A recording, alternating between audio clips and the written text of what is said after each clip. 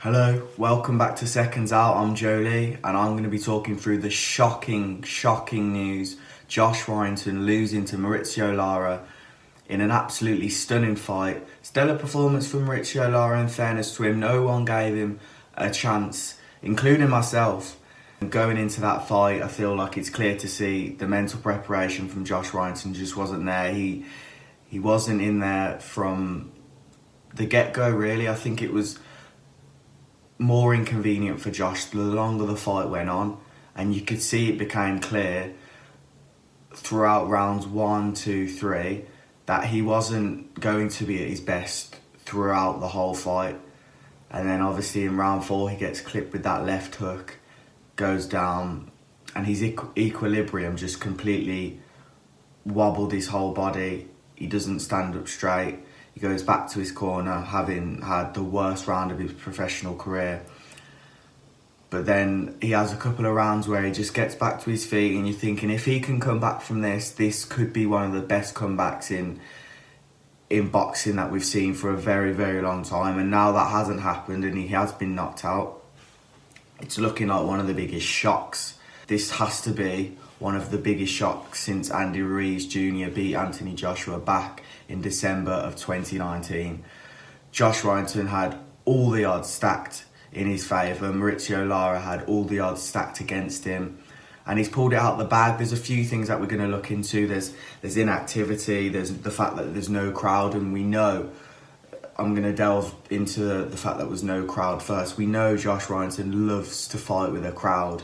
He has leads, the entirety of leads behind him for a lot of his fights, and to have no one and have not fought for 16 months, it's two big factors that you have to count into consideration. And I feel as if before this week, having spoken to boxers, having been in bubbles as well, I wouldn't have said the crowd impacts fighters as much as it clearly has done, because most fighters have the same response. They'll say, you just got to block it out. You don't listen to the crowd. You don't focus on the crowd. You just focus on the fight at hand. However, listening to the Matchroom boxing podcast, David Diamante was speaking to Zelfa Barrett, and he said that his fight at Fight Camp, he openly admitted, and for the first time I think I've heard a fighter actually say, fighting without a crowd did affect my performance, because fighters obviously need a strong mindset and they try and block out the fact that there will be no crowd and it will be different. But Zelfa Barrett openly said, I felt the first few rounds were slightly affected in the Eric Donovan fight by having no crowd. And I will go on to speak a little bit about Zelfa Barrett after talking on the rest of the Josh Warrington situation, but I feel as if the crowd would have been a big factor in this as well. And of course, inactivity, not fought for 16 months. Of course, that's going to take something out of the Josh Warrington that we're used to seeing. And I feel as if when you're fighting someone on the biggest night of their career, Mauricio Lara had absolutely nothing to lose and absolutely everything to gain. His training camp would have been so much more intense, and that's why I go back to saying the mental preparation of Mauricio Lara would have been so much more comforting for him going into the ring, because he knows he's done absolutely everything and he's put himself in the best position. Whereas Josh Warrington, this is just a fight that is expected to win just so he can fight Kansu in, I think it was looking like April. But now that's been flipped upside down. He's probably going to take the rematch. I haven't heard too much on the situation as to what will happen next for Josh Warrington. But Mauricio Lara's in a great position now, having knocked him out as well. It wasn't as if it had to go to the scorecards, and having looked at the Zelfa Barrett, having watched the Zelfa Barrett versus Kiko Martinez fight, who knows what would have happened if it went to the scorecard. So for Mauricio Lara, it's probably a good thing that he got the stoppage.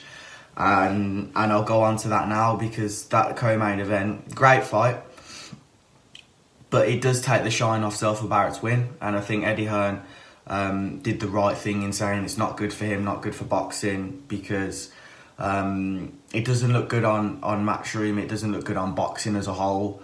But he handled the situation correctly, and he highlighted the fact that the judges saw the fight completely different to everyone else watching that at home, which is very, very worrying, because this could have been a bigger fight. This could have been a world title fight, and then the shock of the main event wouldn't have taken the headlines, and this would have been the headline instead. So it's very worrying for the sport, but it happens, and it's going to continue to happen. A very, very interesting start to 2021. I think with the judges, as far as we're concerned, yeah, it's going to be the same. Nothing really changes because we've seen this so many times.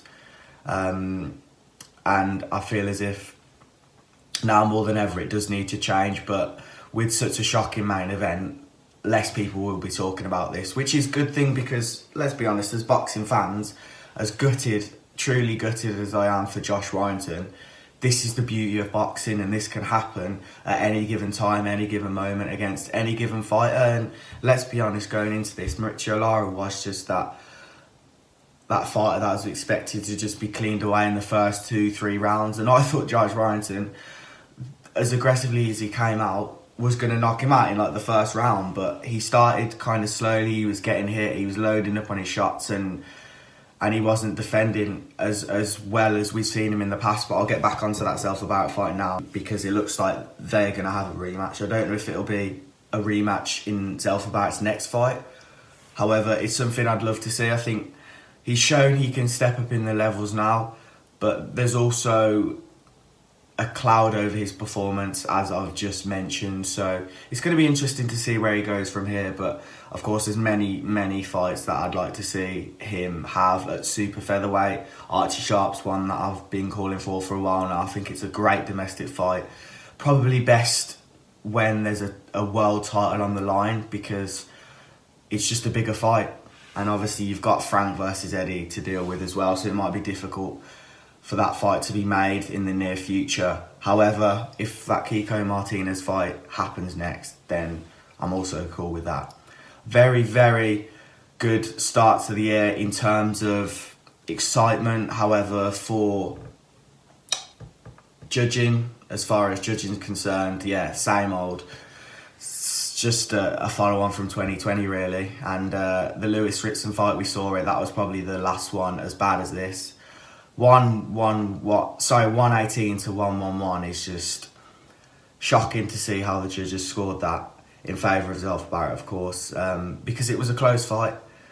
But I don't want to shine too much of a light on that, because what happened in the main event was the biggest talking point, and then will be the biggest talking point for a long time. When that fight was announced, absolutely no one gave Lara a chance. It was just, get this done, Kanchu next, and not even a thought for Lara, and Lara proved us all wrong. And maybe he's going to do it again, who knows. Josh Warrington didn't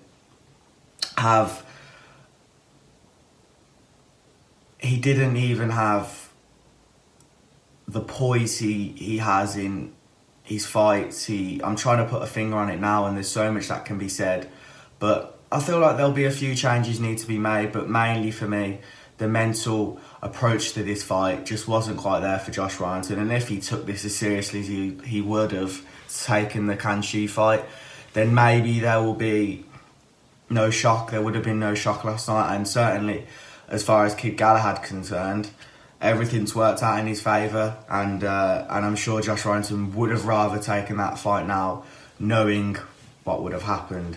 I think Kid Galahad tweeted last night showing respect to Josh Warrington, you know, telling him to keep safe, hope his family is okay and things like that. But deep down, we both know that fight now is what would have been ideal for Josh Warrington. And in hindsight, yeah, Josh is going to look back on a very, very bad few weeks, vacating the belt, losing to Mauricio Lara. I think he's going to have to run that back before he fights for a belt again. But who knows what happens. Let me know what you think in the comments down below. Thanks for watching the Warrington versus Lara review. Catch you soon.